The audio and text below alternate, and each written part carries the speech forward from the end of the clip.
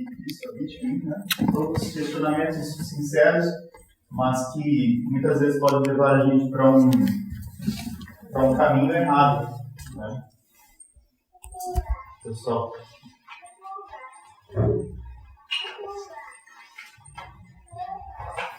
Então, lá em Apocalipse 3, 15 a 17, né, nós lemos que a testemunha fiel, Jesus Cristo, ele fala que ele conhece as nossas obras, e ele fala que, olhando para as nossas obras, ele vê que a gente nem é frio, nem quente, ou seja, não está nem de um lado, nem do outro, estou completamente, né?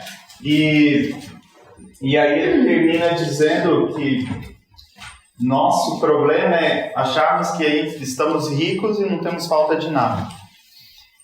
E por uma leitura assim prática desse texto, né? A palavra está ali. Uma leitura prática desses textos é a gente chegar à seguinte conclusão: qual que é o meu problema?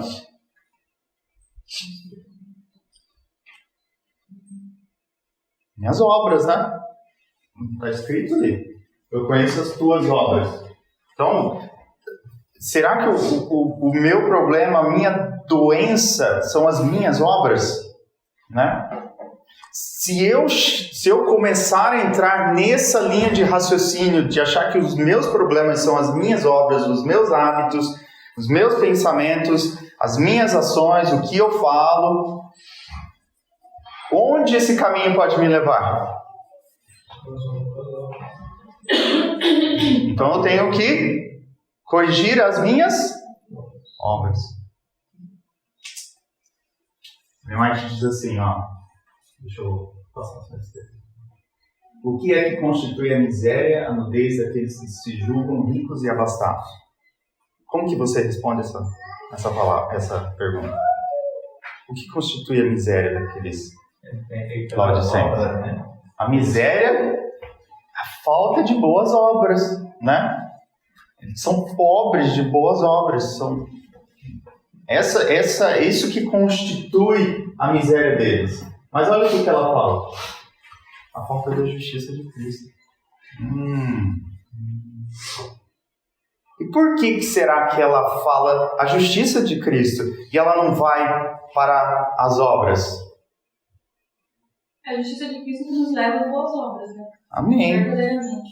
Porque, olha o texto. Deixa eu voltar aqui. A doença é um esforço da natureza para libertar o organismo de condições resultantes da violação das leis de saúde. Em caso de doença, vocês falaram que a gente pode fazer esse paralelo. Doença do pecado, né? Doença carnal com uma doença física, né? Em caso da minha doença espiritual, então, convém verificar a causa. Nós olhamos para o texto e analisamos a causa da mornidão dos laodiceanos. A causa da mornidão são as obras? Mas diz que essa não é a causa. A causa é a falta de justiça de Cristo. A justiça própria. Por isso, então, como que eu aplico esse texto? As condições insalubres devem ser mudadas. Tudo bem. As minhas obras devem ser mudadas. É claro, né? Os maus hábitos corrigidos. Por quê? Porque ela está falando aqui de doenças físicas. Então, se eu estou tendo problemas, né, de estômago, qual é a causa da infecção ou da gastrite? Qual é a causa? Uma má alimentação. Então, eu vou corrigir a má alimentação, vou corrigir esses problemas e o problema físico vai desaparecer. Normalmente é assim, né? Na causa espiritual, na doença espiritual, eu não posso focar nas obras, porque as obras não são a causa da minha doença espiritual, do meu estado espiritual. Concordam comigo? Se alguém discorda, pode falar, não tem problema. Se eu olho dessa forma, então, quando eu encontro alguém no caminho da vida, com hábitos pecaminosos, e se eu tenho essa linha de raciocínio, de que a causa daqueles atos pecaminosos é muito mais profunda do que simplesmente a ação, como que eu vou tratar aquela pessoa? Você vê uma pessoa que não consegue ter domínio próprio sobre o apetite. Come, não consegue. O que você faz para ajudá-la? Para de comer? Não é esse o seu problema? Você está comendo, a causa é que está ali já no pecado. É como uma pessoa que tem costume de roubar. A polícia pega ele roubando e coloca ele na cadeia, mas lá ele não mudou. Apenas ele sair de lá que ele vai fazer a mesma coisa. Sim. Ele só consegue restringir ela de fazer as coisas, mas ela não tem uma mudança no caráter, não conhece a Cristo, ela não vai deixar aquele maldade. Sim. E eu passei por uma experiência que me ensinou muito, assim. Eu estava perto de um casal que estava discutindo e brigando, e as coisas estão escalando, né? E aí a filhinha do casal estava ali perto, e claro, né? 6, 7 anos de idade, com tudo aquilo, né? São as duas pessoas que mais ela ama, né? Vendo essas duas pessoas se gladiando ali, brigando, xingando, gritando um com o outro. O que aconteceu com as emoções dela? Ela começou a ficar ansiosa, começou a chorar. E a mãe, né, de uma forma ignorante, né, pegou para ela, querendo aliviar a dor e o sofrimento da filha momentaneamente. O que ela fez? Pegou a filha, tirou da sala, assim, levou para a cozinha e deu comida para ela. Para quê? Para aliviar a ansiedade, a dor, o sofrimento, tudo que estava. O que esse hábito de fazer isso, né? Eu estou triste, os pais estão brigando, violência e tal, aí eu vou lá e coloco algo no meu organismo que vai funcionar como uma pílula para minha dor e meu sofrimento. O que vai acontecer com essa criança no decorrer da vida? Quando ela chegar na adolescência e começar a juventude, na vida adulta, no casamento dela, o que vai acontecer quando ela começar a brigar, ou alguém brigar com ela, ou ela ter ansiedade, ou ela ter depressão, tristeza? Para onde ela vai correr? Muitos casos de obesidade acontecem. Sim. E aí eu chego para ela e falo assim, olha, você tem que parar com isso, sem realmente entender o que está por trás de todas essas coisas.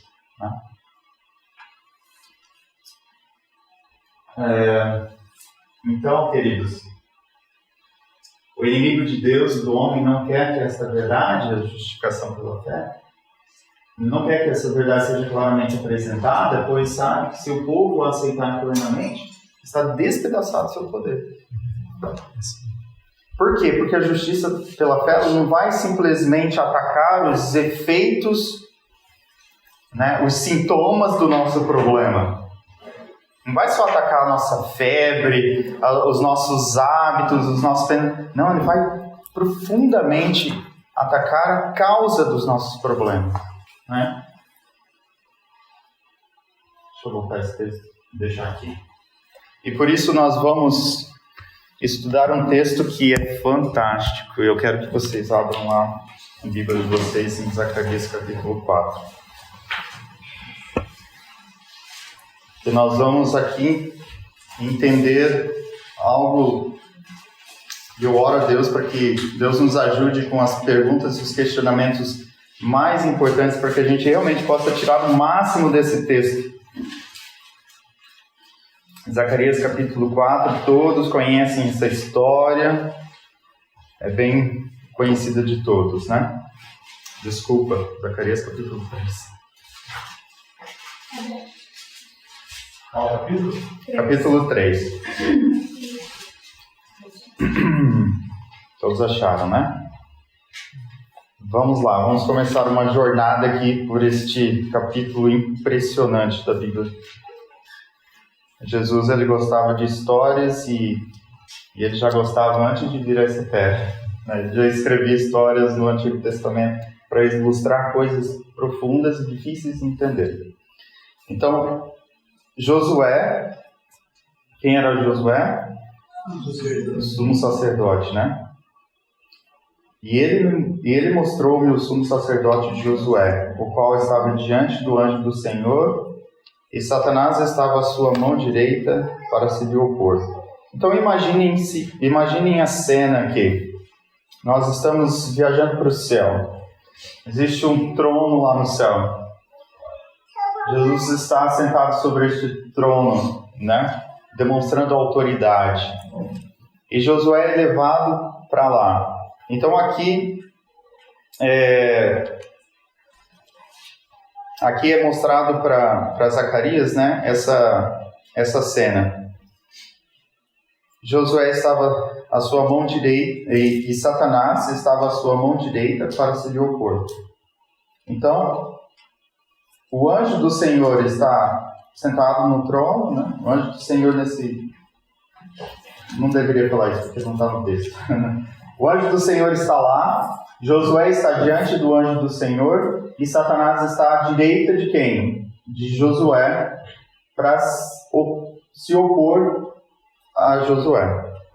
Mas o Senhor, verso 12, mas o Senhor disse a Satanás, o Senhor te repreenda, ó Satanás. Sim, o Senhor que escolheu Jerusalém te repreenda. Não é este um tição tirado do fogo? Josué, vestido de vestes sujas, estava diante do anjo. Então respondeu aos que estavam diante dele, dizendo... Quem respondeu? O anjo, né? Tirai estas vestes sujas. E a Josué disse... Eis que tenho feito com que passe de ti a tua iniquidade, e te vestirei de vestes finas. E disse eu, ponham-lhe uma mitra limpa sobre a sua cabeça, e puseram uma mitra limpa sobre a sua cabeça, e vestiram-no das roupas, e o anjo do Senhor estava em pé. E o anjo do Senhor protestou a Josué, dizendo, assim diz o Senhor dos Exércitos, se andares nos meus caminhos, e se observares a minha ordenança, também tu julgarás a minha casa, e também guardarás os meus átrios, e te darei livre acesso entre os que estão aqui. Vamos lá. O que essa história pode nos ensinar sobre justiça pela fé, sobre o meu papel como filho de Deus, qual que é o papel de Jesus? O que nós podemos aprender dessa história? Primeira pergunta. O que Satanás está fazendo? Acusando. Satanás está acusando. Se nós acreditássemos realmente nisso, né? Porque nós somos constantemente lembrados, né? Pelos outros, né, que vêm nos lembrar dos nossos defeitos, dos nossos problemas, né, E papel de quem que é acusar? Então, Satanás está acusando. Quem está revelando o que significam as vestes sujas de Josué? Justiça dele. Justiça própria. Pelo texto. O que está dizendo o texto? O que o próprio anjo do Senhor diz que são as vestes sujas? Eis que estou tirando de ti as tuas iniquidades, os pecados, né? Muito bem. Estou tirando as suas obras sujas e imundas. Né? Quem é que está fazendo isso? Jesus. Ok. Então, quem é Josué? Representante de Jesus. Somos nós mesmos, né? Nós estamos diante do Senhor, nós estamos ali. Até agora vocês viram o que é que nós, de acordo com o texto, deveríamos estar fazendo? O que Josué fez ali, até agora, nesse momento? Olha, quem está acusando? Satanás. Quem manda trocar as vestes dele, tirar as impurezas, as obras impuras dele? O anjo. Né? O que Josué está fazendo até agora? Adiante dele.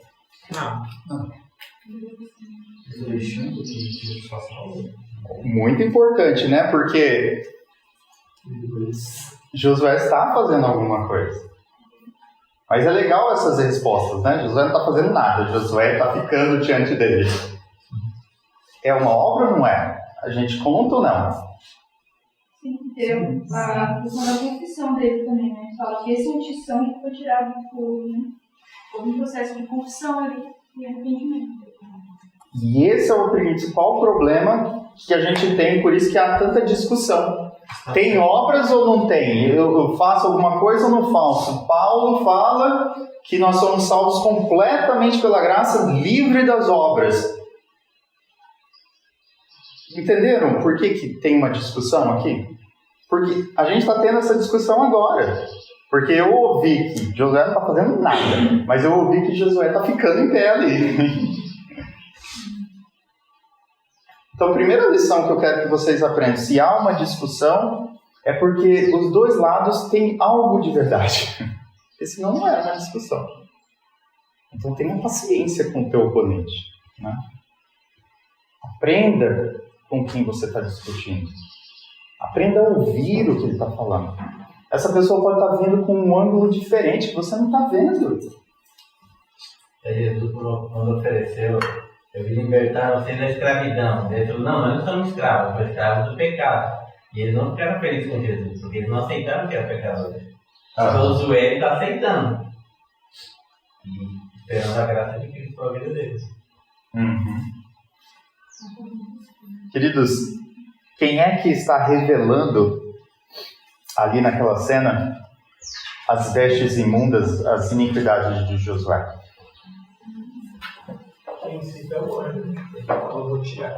Quem revela, quem acusa, né? Ah? Você acusa Zacarias aqui. Zacarias está relatando isso. Sim, Zacarias está relatando, mas ele está relatando só o que ele viu ali na cena, né? Ele não participa da cena em si. Então, Satanás acusa, não é? Mostra. E Jesus faz o quê? Está atrás dele. Mas antes de Repreende Satanás. sim, repreende Satanás. Mas Jesus, de alguma forma, ele nega que Josué está sujo? Não. Jesus concorda com o que Satanás está falando? Você manda tirar os trajes.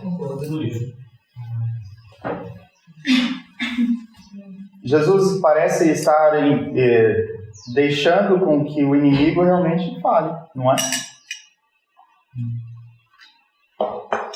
E aí que vem essa questão, né? Josué não está fazendo nada. Realmente não está fazendo nada. Não tem nenhuma parte dele nessa mudança de vestes, de receber as vestes de justiça de Cristo. Não tem nada que ele está fazendo. Mas ele está fazendo alguma coisa. E é interessante que Ellen White escreve para o Jones e Wagner, ela fala assim, olha, vocês estão enfatizando demais a questão de que nós não podemos fazer nada para ser justificados.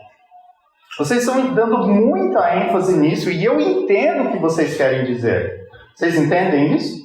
Josué não estava fazendo nada, estava? Mas ela fala assim, mas existe algo que nós devemos fazer. Josué estava fazendo alguma coisa? Estava.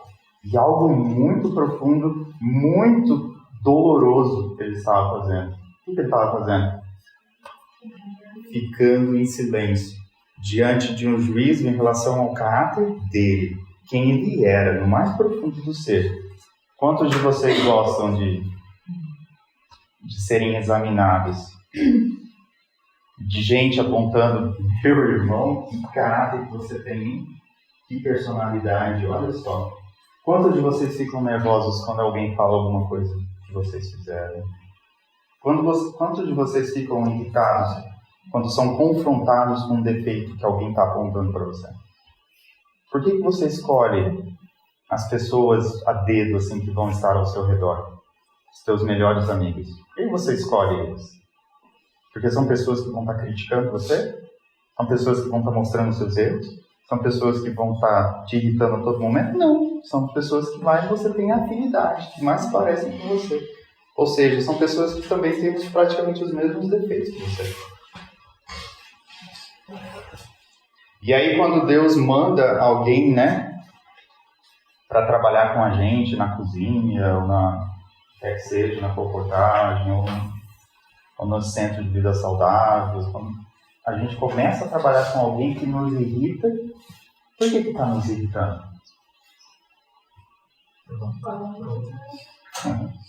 Porque essa pessoa está demonstrando que existe algum problema dentro de você. Está pisando no meu carro. Está pisando no meu carro. Está colocando o dedo na minha ferida.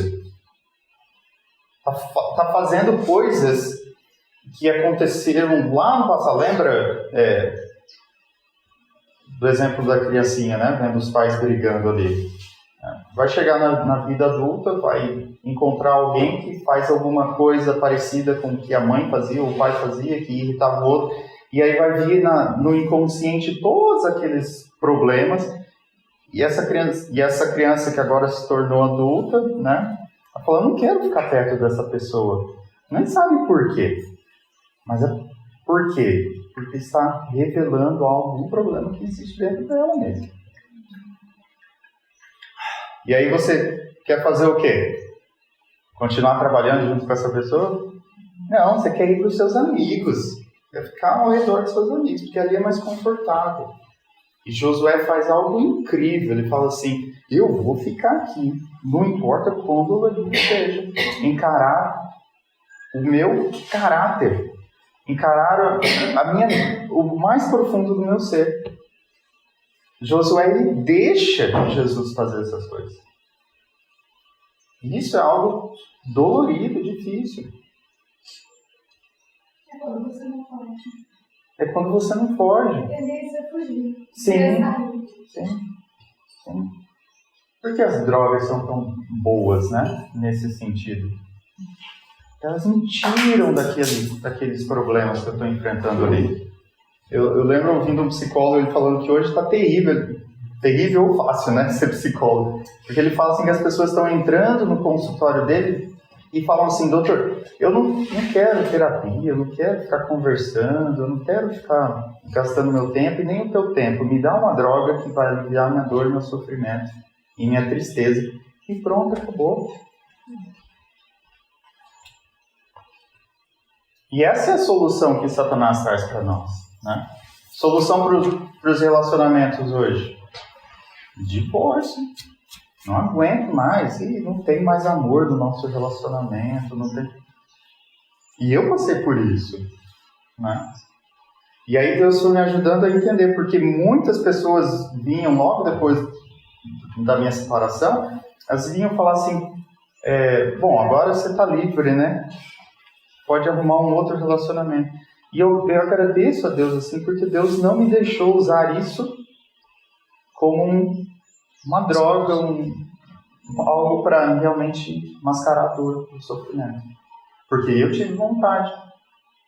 Mas aí é incrível, assim, porque eu falo assim que Deus falou claramente comigo, assim, Diogo, você lembra da história da mulher do poço? Você lembra que ela teve um casamento, aí não deu certo, ela foi o outro casamento. O que você acha que estava passando na cabeça dela? Não deu certo porque o marido era o problema, né?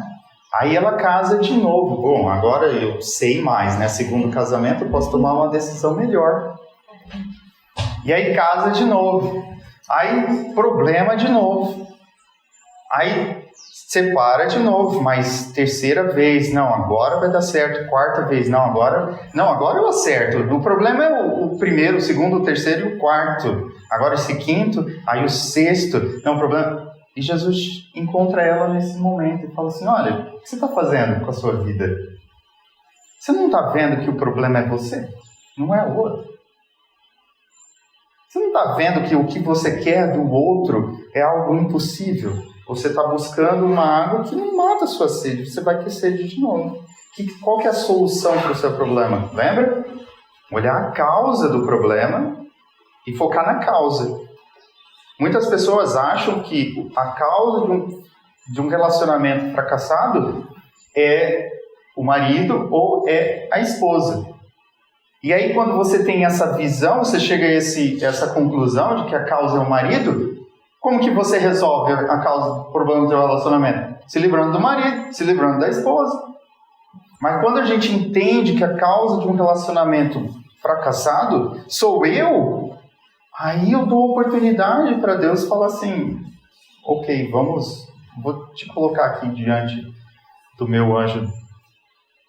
E aí não vai ser fácil, viu?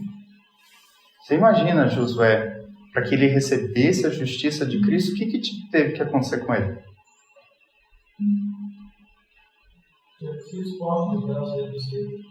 Ok, mas ali na cena, fisicamente, assim, falando, não na aplicação, mas na ação. Fica nu antes das vestes. Fica nu na frente. Não tem nada para te cobrir, não tem nada para te... Sabe? E o que isso significa? Como que a gente se defende de falsas acusações? Ah, mas eu sou vegetariano. Ah, mas eu prego o evangelho. Ah, mas eu sou missionário. Ah, mas eu... Tá vendo? Olha, eu estou me defendendo. Por quê? Porque eu não consigo me aceitar. Eu não consigo olhar para dentro de mim mesmo e ver que eu tenho um problema terrível dentro de mim. E aí eu procuro essas coisas para amenizar o meu problema.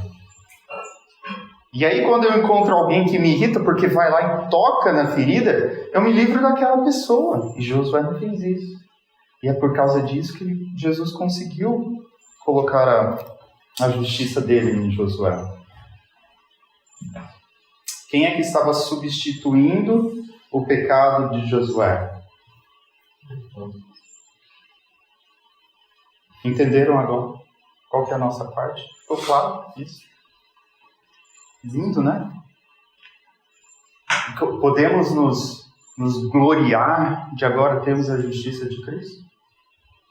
Podemos dizer assim, bater no peito, né? Quão melhor eu sou, Senhor, eu sou muito melhor do que aquele, como o fariseu fez, né? Ou realmente nós vamos continuar com a humildade, né? De baixar a cabeça e dizer assim, Senhor, tem misericórdia de mim. Tem misericórdia de mim, Senhor. Além de ficar ali em pé, diante do anjo do Senhor, ouvindo todo esse relatório terrível sobre a vida dele, tendo que ouvir as acusações de Satanás, e não gritar com Satanás, ah, mas também quem que é você para falar de mim? Quem é você para me julgar? Né? Quem é você para estar apontando para esse defeito do meu caráter? Olha o que você fez, José está calado. Calado, reconhecendo humildemente que você está. Além disso, o que ele está fazendo? Ele tira as vestes? Não. Tiram dele. Ele vai lá e pega as vestes e coloca nele? Não. Ele deixa com que coloquem as vestes sobre ele. Sabe, a gente tem muitos problemas nessas discussões sobre justificação pela fé, porque a gente não entende que muitas vezes a Bíblia vai falar coisas, mas que são relacionadas a um aspecto da justificação pela fé, entendeu? Enquanto em outros momentos ela vai falar sobre outros aspectos. Exemplo, Paulo fala que nós não tem obras na justificação pela fé. Não existe obras. Você não tem o que você fazer. Mas aí Tiago fala o quê? Ele vai dar uma ênfase nas obras. Que as obras são importantes. Mas eles estão se contradizendo? O texto de Paulo nós somos justificados pela fé. Ou seja, nós somos feitos justos pela fé. O que Paulo está falando olha, isso não é vosso, é de Deus. Para que ninguém se glorie. Ou seja, essa ação de nos tornar justos, perfeitos, puros e santos, não é não é uma obra sua, é de Deus plenamente, não tem nada de obras nisso. Tiago, ele não está falando de justiça pela fé, ele está falando do quê? Da fé. Entenderam isso? Tiago, ele está falando assim, olha, existe um problema que você pode, um caminho que você pode seguir que vai te levar no final a um caminho de morte. É você achar que, já que não tem nada de obras em relação a eu ser tornado justo, então obras não importam o que eu estou fazendo, entendeu? Se eu sigo por esse caminho, já que não tem nada que eu possa fazer para ser justificado, então quer dizer que as obras não têm importância. E Tiago vem falar assim, não, as obras, quando elas não existem, elas estão demonstrando o quê? Que eu não tenho fé verdadeira, que a minha fé é morta. Tiago está falando da fé, Paulo está falando de justiça pela fé. Tiago está trazendo para nós uma maneira de nós testarmos, será que a minha fé é verdadeira? Será que a minha fé realmente é uma fé que está produzindo alguma coisa, que vai produzir a justiça de Cristo? Como que eu sei disso? Aí eu olho para as obras. Se eu estou vendo que não tem obras de justiça na minha vida, o que eu tenho que fazer? Ir lá e correr e praticar as obras de justiça, não é? Eu tenho que falar com Deus, Senhor, eu não estou sendo transformado, me ajuda. E aí, eu não pratico as obras porque eu não estou fazendo de todo o coração? Eu preciso ter um coração completamente transformado? Se eu falar para o meu irmão aqui, irmão, eu te amo, e dentro de mim eu tiver alguma coisa contra ele, eu estou sendo hipócrita? Sim e não. Lembra da história que Jesus contou? Jesus falou assim, olha, teve um pai que chegou para o filho e falou para o filho, filho, vai lá trabalhar na minha vinha, na fazenda lá. Aí o primeiro filho falou o quê? Sim, eu vou lá, pode deixar, pai, eu vou lá. E ele foi? Não foi. Aí chegou para o segundo filho e falou, filho, vai lá trabalhar na vinha. O que o filho falou? Não, eu não vou, né? E aí depois o que aconteceu? Ele acabou indo. Jesus faz uma pergunta bem interessante. Quem fez a vontade do Pai? O que foi?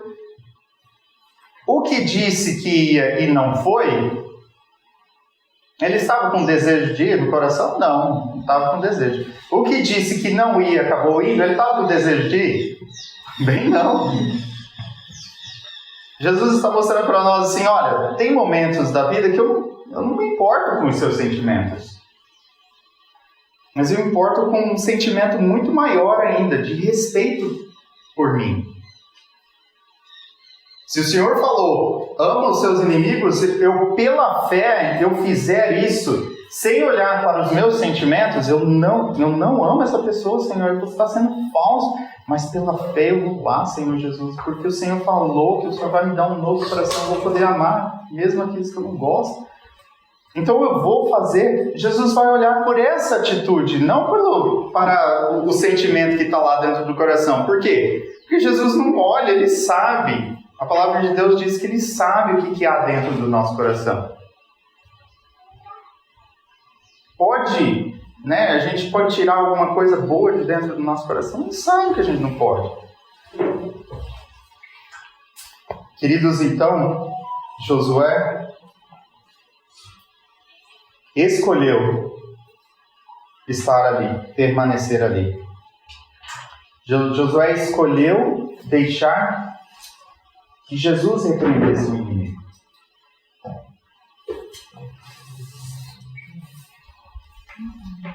Quando você fala, não, mas se essa pessoa foi longe demais, eu vou falar lá, e tem que resolver isso, tem que ser do meu jeito, você está demonstrando o quê? Uma justiça própria. Você não está deixando Jesus resolver o problema.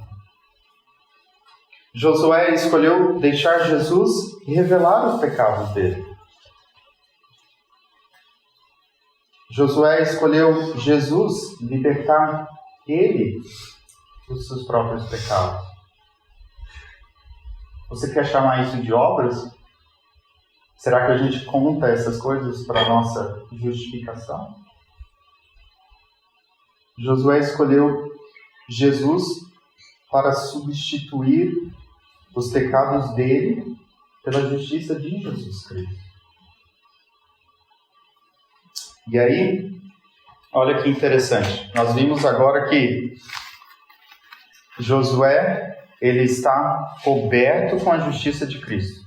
Isso significa que ele é uma pessoa justa, é uma pessoa perfeita.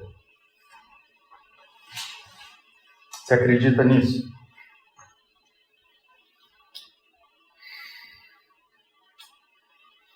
Eu acredito nem aquele pai, né, que Jesus falou, né? Se você tiver fé, e ele falou assim: Senhor, eu acredito, ajuda a minha falta de fé. Quer dizer, eu tenho fé, mas me ajuda na minha falta de fé. Tem um texto no Caminho a Cristo que ela fala que quando a gente se arrepende, pede perdão dos méritos de Cristo, Jesus nos olha como se estivesse olhando a Cristo, como se nós nunca tivéssemos pecado.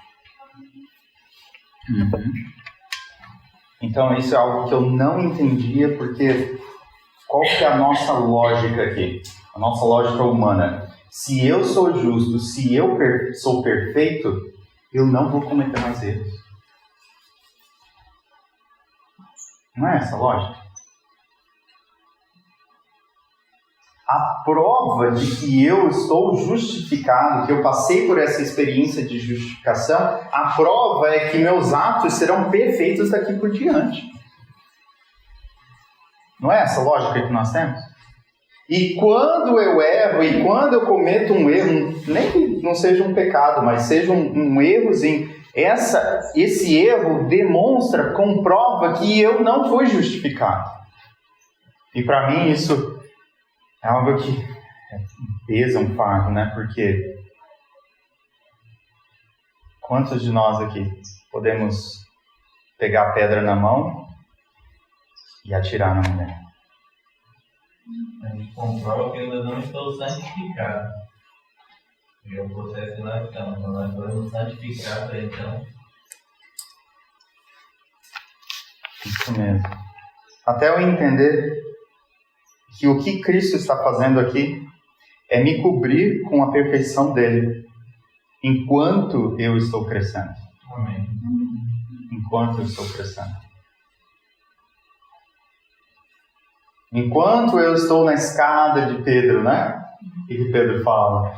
Isso aqui vai sendo acrescentado, isso aqui que vai sendo acrescentado, isso aqui que vai sendo acrescentado. Enquanto eu estou nessa escada, eu estou coberto pela perfeição do caráter de Cristo. E se eu entendo isso profundamente, de maneira clara na minha vida, o que isso traz para mim? Paz e o poder para viver uma vida vencedora.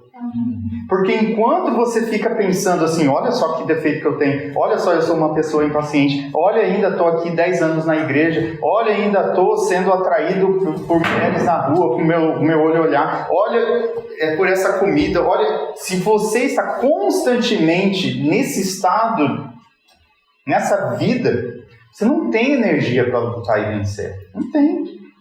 Você já é derrotado. Porque todas as suas energias estão focadas ali. E essa mensagem traz a liberdade agora para você realmente focar naquilo que é mais importante. Você consegue dizer isso sinceramente? Você consegue acordar de manhã e falar assim: ufa, sou completamente cheio da justiça de Cristo. Sou uma pessoa perfeita em Cristo Jesus. Você consegue fazer isso? Claro que não. Por quê? Porque o inimigo de Deus, né, e do homem não quer que essa verdade seja claramente apresentada. O inimigo de Deus vai chegar imediatamente no seu ouvido e falar: você é perfeito? Mas e esse negocinho aqui não? Mas e esse comportamento aqui? Mas e esses pensamentos aqui? Mas e esses sentimentos que você tem? Mas e isso? Imediatamente ele vai fazer isso. E aí é onde entra o quê? A fé. Graças a Deus por isso. Por que que o apóstolo Paulo fala que é a fé? A fé é acreditar nas coisas que você não vê ainda. Eu não vejo dentro de mim um caráter amável, né? Que o Carlos falou ali, né? Reprodução. O que é um caráter perfeito? É constantemente estar querendo o bem do próximo. Quem aqui tem esse caráter perfeito nesse sentido ainda? Não temos. Mas pela fé eu acredito que Cristo, enquanto eu estou coberto pela justiça dele, me mantenho no caminho dele, eu vou chegar nesse caminho.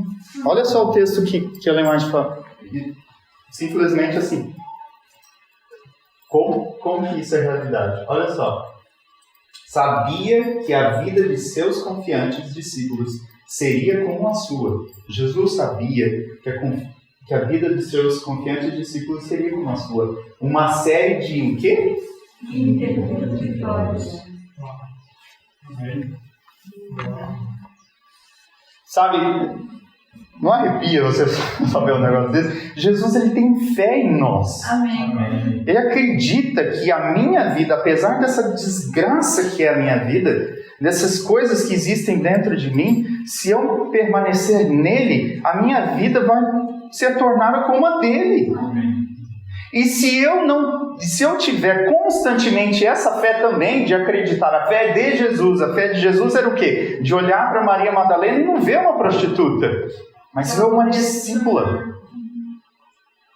De olhar para Pedro e não ver um covarde, mas ver alguém que vai chegar e falar assim, eu não vou morrer como meu mestre. Não, põe de cabeça para baixo aí, porque eu não sou digno de morrer como ele.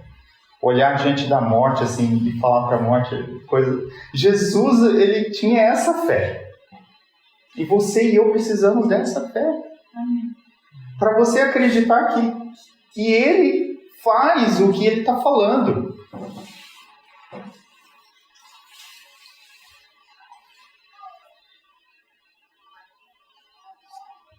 Verso 7.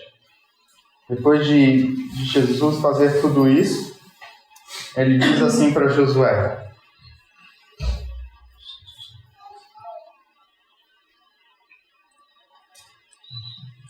assim diz o Senhor dos Exércitos, se andares nos meus caminhos. O que o C significa? Jesus, ele nunca vai tirar de você sua escolha. Paulo fala de nós nos tornarmos escravos, né? Mas no sentido mais amplo, isso não existe no reino de Deus, né? É escravo no sentido de realmente você não querer fazer outra coisa, não ser aquilo que ele está mandando. Mas é uma escravidão com todo o desejo e a vontade do escravo. Eu quero ser escravo dele. Amém. Se andares nos meus caminhos, e se observares a minha ordenança, também tu julgarás a minha casa, e também guardarás os meus átrios, e te darei livre acesso entre os que estão aqui. Quando que Jesus fala isso para Josué? Quando ele está com as vestes imundas ou depois de estar com as vestes limpas, as vestes de justiça? Quando ele está. Você lê esse verso da Bíblia como: agora chegou a minha parte. Agora eu tenho que obedecer. É assim que você lê esse verso?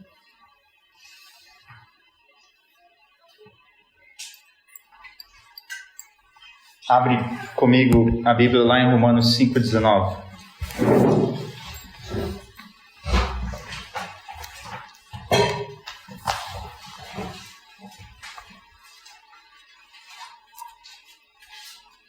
Alguém lê para nós. Porque como pela desobediência de um só homem, muitos foram feitos pecadores, assim pela obediência de um, muitos serão feitos justos. Você acha que depois que Jesus te justificou, agora você vai viver uma vida de obediência na sua própria força, nos seus próprios esforços? Não. O que Paulo está dizendo aqui? A obediência de Jesus Cristo, ela vai ser imputada em você, ela vai ser dada para você. Recebe a obediência de Jesus Cristo. A justiça de Cristo é o poder para a obediência. Sem ela. Olha que interessante, né? Porque constantemente, vocês viram quantos caminhos? A gente tem um caminho, né? Jesus disse, eu sou o caminho. Mas assim, nesse caminho, vocês viram em quantos momentos assim Satanás põe as placas dele assim, falando, agora é por aqui, agora é por aqui, né? Vocês conseguem ver isso? E desde o começo, Josué poderia ter falado, não, eu largo a mão disso aí, todo mundo está falando mal de mim, eu vou sair daqui, né? Você pode seguir um outro caminho. Aí ou você está ali parado, né? E aí você fala assim, então eu entendi que as minhas vestes estão sujas. Tá bom, eu aceito, Senhor. Então eu vou tirar as minhas vestes sujas. Você pode seguir outro caminho aqui. Satanás faz isso. Eu vou resolver o meu problema. Eu vou lá e vou ser vegetariano. Eu vou lá e vou fazer isso. Um outro caminho você pode tomar. Ou você continuou no caminho, seguiu, aceitou que Jesus é quem tem que tirar essas obras imundas de você. Aí agora Jesus oferece a justiça dele. Agora você acredita, então eu tenho que pôr as vestes, né? Eu tenho que fazer isso. São vários momentos que a gente pode seguir o nosso próprio caminho. Por isso que nós precisamos constantemente estar com Ele, dedicados a Ele. O processo de justificação, ou seja, de nos tornar perfeitos, né? É uma obra de Cristo. E a obra de santificação? Agora eu entro em campo, né? Sou eu que faço agora a obra de santificação, porque Jesus ele fez o impossível, que tirar os pecados de mim, me tornar como Ele. Mas agora, o processo de santificação sou eu que estou fazendo? Eu sou o Senhor que vos santifica. Amém. Vamos lá ler 2 versos em Hebreus, capítulo 10.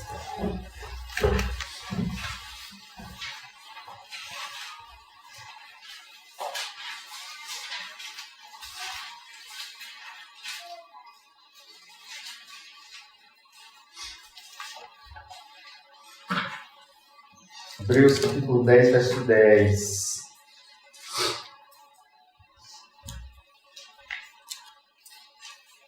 Quem poderia ler para nós? E por essa determinação fomos santificados por meio da oferta do corpo de Jesus Cristo, feita de uma vez por todas. Fomos santificados no passado. Por quem? Por Jesus Cristo. Hebreus 10, 10. Hebreus 10, 10. Na minha versão fala temos sido. Temos sido também. Uhum. Então, o que é? O que é que esteja na nossa mente precisa ser mudado por essa verdade. A obra de santificação também é do Senhor. O que é a minha parte? Receber essa santificação. Receber essa obra que Ele fez por mim. Verso 14.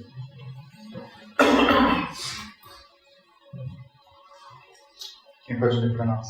Porque com uma só oblação aperfeiçoou para sempre os que são santificados. Aperfeiçoou para sempre com uma obra. Cristo aperfeiçoou. Qual a minha parte? Fé nisso. Acreditar nisso. Buscar isso. Desejar isso. Aceitar isso. É Ele que faz. Ele que me aperfeiçoou. Ele que me aperfeiçoou já.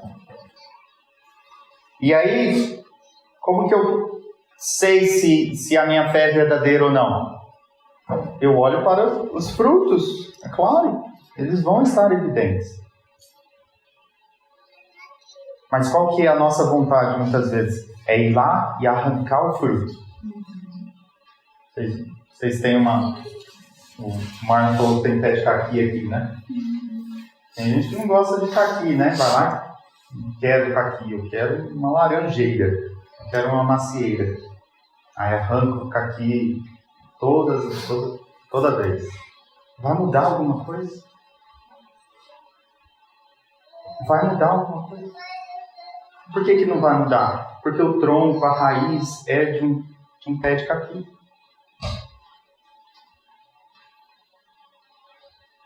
Queridos, que mensagem maravilhosa.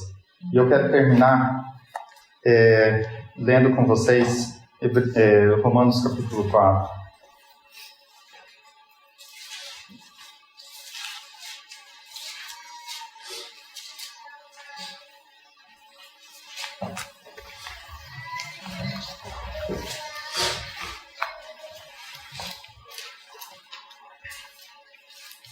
Vocês conhecem a história de Abraão. Nós vamos ver aqui uma história que parece de outra pessoa.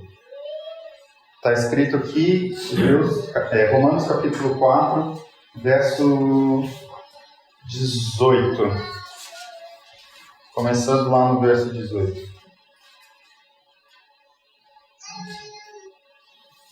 Abraão, crendo, esperou contra todos os prognósticos desfavoráveis, tornando assim, estou lendo na versão King James, tornando assim pai de muitas nações, como ficou registrado a seu respeito, assim será a sua descendência. Pergunta: quando Deus falou para Abraão que ele ia ter um filho, Abraão creu ou não? Eu, mas não estou dando jeitinho. Creu assim, né? Até que dá, Senhor, dá tempo ainda, mas se o Senhor fizer agora, porque a minha esposa está ficando, né, mais velha, não vai ter mais como nascer um filho. O que o texto está dizendo aqui? Que Abraão creu. Mas o que eu leio nos registros bíblicos da vida de Abraão? Que ele não creu plenamente. Ele foi lá, tomou a serva e fez um filho dela. Os registros da vida de Abraão são o quê? Que ele não teve fé para crer. Romanos aqui, Paulo está dizendo aqui que ele creu. E agora? Quem que está certo? Paulo ou Moisés que escreveu o livro de Gênesis?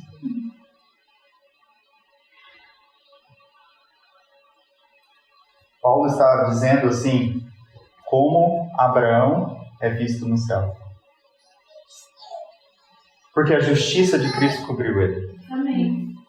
E a justiça de Cristo cobrindo Abraão, Abraão é perfeito. Abraão não comete erros. Porque Cristo é perfeito. Cristo não cometeu erros.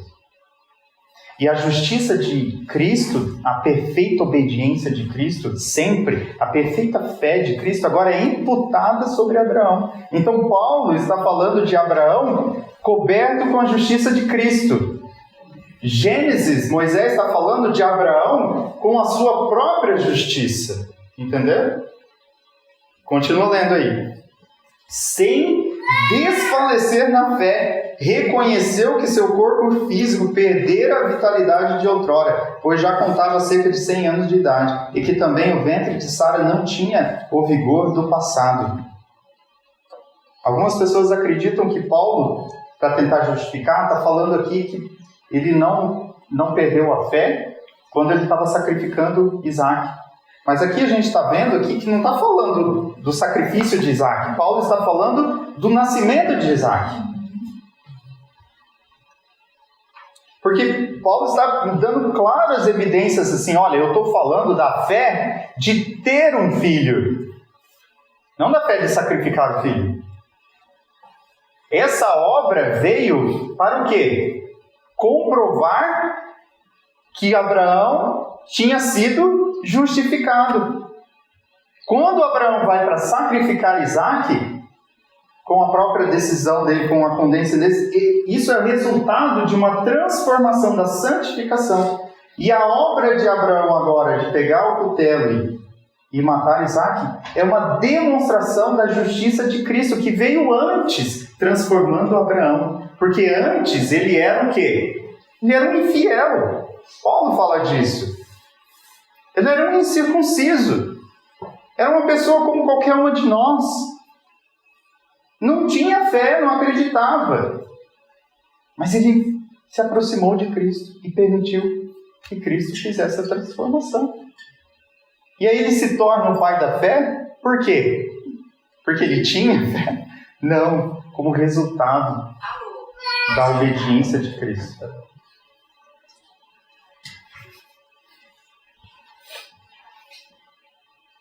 Mesmo considerando tudo isso, considerando o quê? Olha o que Paulo está falando aqui. Considerando que a mulher dele não podia ter filho mais. Considerando que ele já estava velho, não podia ter filho mais. O que ele fez? Paulo está falando aqui? Que ele continuou crendo que Deus ia fazer. Foi isso que aconteceu lá nos registros? Não, não foi isso que aconteceu nos registros. Porque pelas nossas obras, nós merecemos a morte. Abraão merecia a morte por entregar a mulher dele lá para o faraó, por duvidar, pedir para ela mentir. Essas obras são obras da carne, obras de uma pessoa não transformada. Não é obra de Cristo. Não é Cristo que estava vivendo nele quando ele falou para Sara mentir. Era Abraão. E quando Abraão vai lá para sacrificar o filho, que obras são essas? De Abraão? Fica evidente e claro que não. São as obras de Cristo.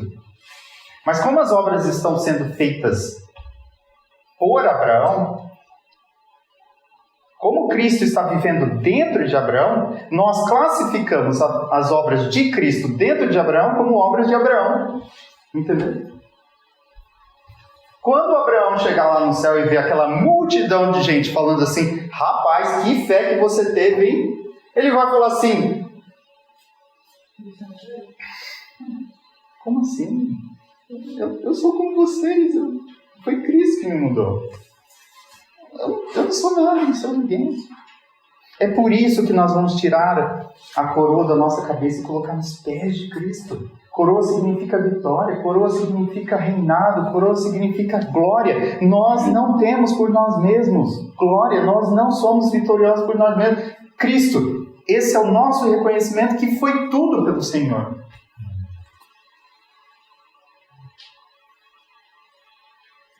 E vamos terminar lendo o verso 23. Paulo diz assim, todavia, não é somente para ele que as palavras isso lhe foi atribuído como justiça foram registradas. Por que Paulo diz isso? Gente, coisa maravilhosa. Porque eu e você precisamos. Não foi só para Abraão que Deus... Não é somente para Abraão que ele pode fazer essa obra. É para mim e para você. Não aconteceu só na vida de Abraão. Paulo está falando assim, vem, Jesus está convidando você, para que essas obras sejam colocadas na sua vida também. Josué saiu dali, salvo, completamente salvo, plenamente salvo. E como que ele ia permanecer salvo? Pela fé, todos os dias. Reconhecendo, eu não sou capaz.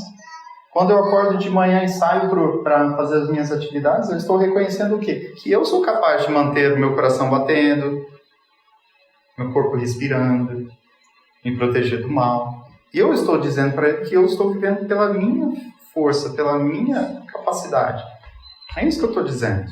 Mas quando eu me ajoelho, coloco diante dele, me alimento da palavra, eu estou dizendo que não é pela minha força, mas é pelo teu Espírito.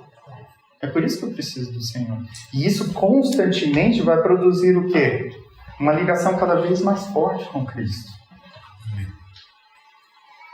E aí realmente vai acontecer isso, né?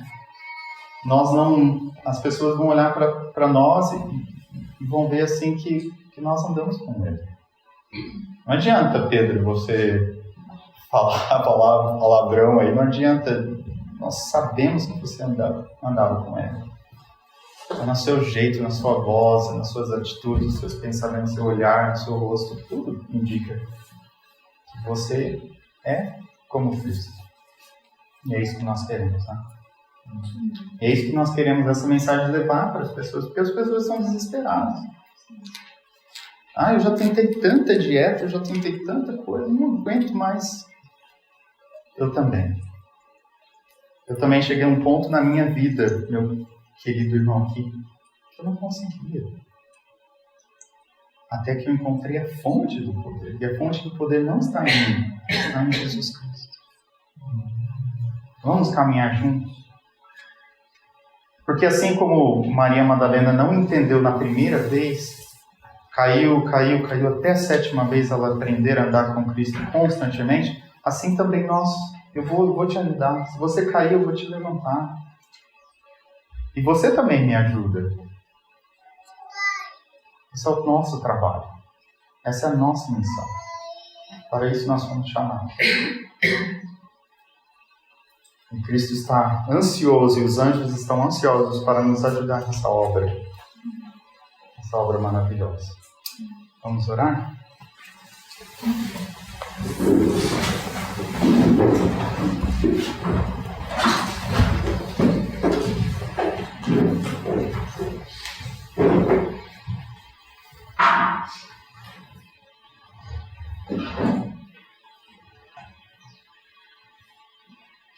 Querido Pai Celestial,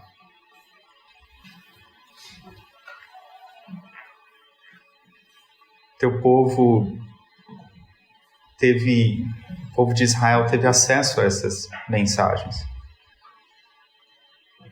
O próprio Jesus falou para Nicodemos: você é mestre em Israel e não sabe dessas coisas.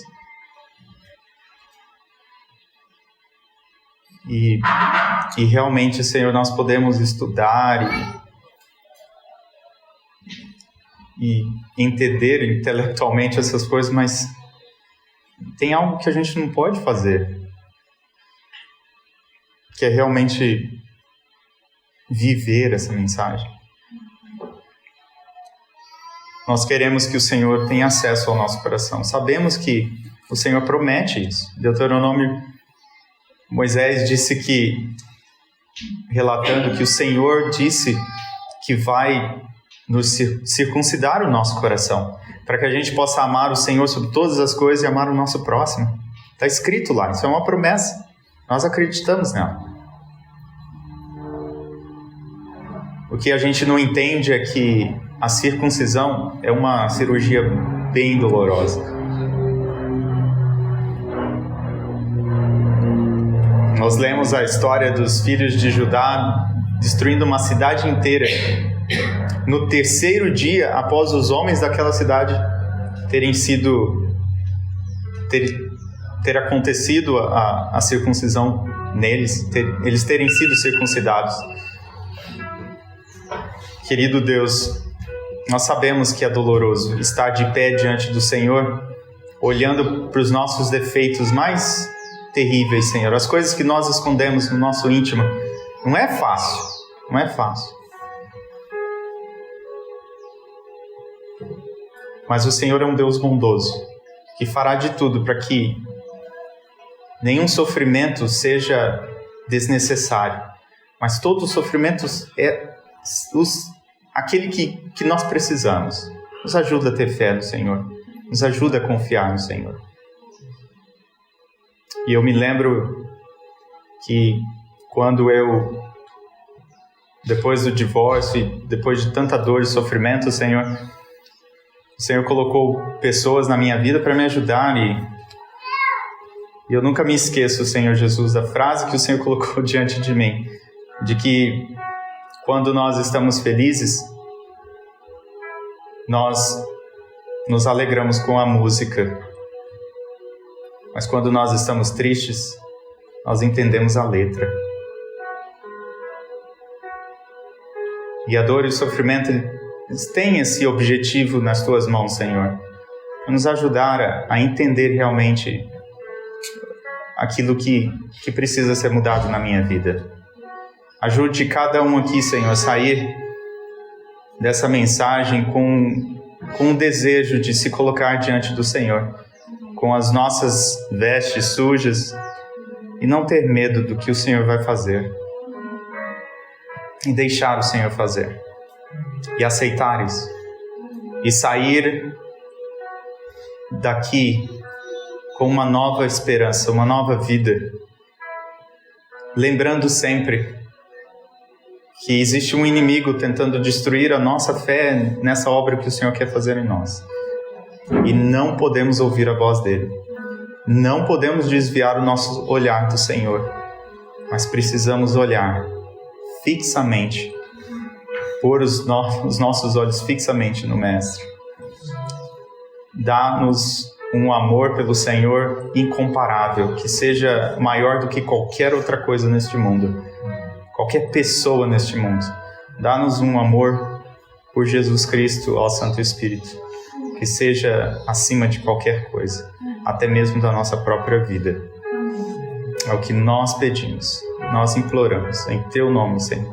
Amém.